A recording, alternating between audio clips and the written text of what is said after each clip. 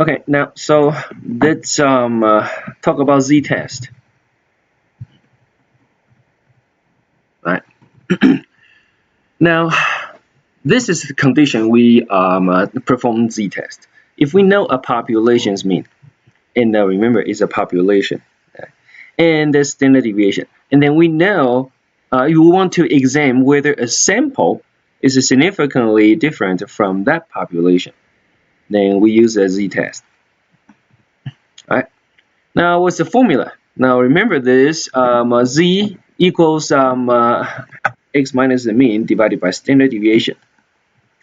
Now, everything is pretty much the same, except the standard deviation is replaced by sigma, which is the standard deviation of the population, divided by the square root of sample size.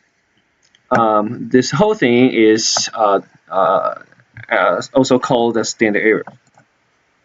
And of course, the mean right here becomes a mu sub m, okay, population's mean. So, give you an example. It's really easy. So, for example, suppose we know that male population, the response to our legal abortion question, the mean is a 5.61, standard deviation will be 1.95. And then we survey 400 women, which becomes a simple, right? And the result is a mean equals 6.45, standard deviation is 1.02. Now we want to compare women sample to male population. Are they significantly different? That is how you calculate. The necessary information first is some other population mean. Mu sub m is a 5.61, right? And population standard deviation is 1.95. This is sigma. And also the sample mean is a 6.45. Sample size is 400.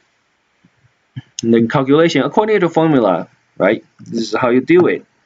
So sample mean minus population mean divided by, and remember those parentheses. You need to do this first, okay? 1.95 divided by the square root of 400, the sample size. And then the answer is z equals of 8.4, all right, which is much higher than 1.65 or 1.96. Remember, we talked about this. This is critical value, right? And this is way beyond the critical region. Okay. So, what will be our decision? If it is more than 1.96, then P must be less than 0.05, right? Do we reject or fail to reject null? You should say reject the null, right? And then finally, interpretation. So, women's are significantly higher, right?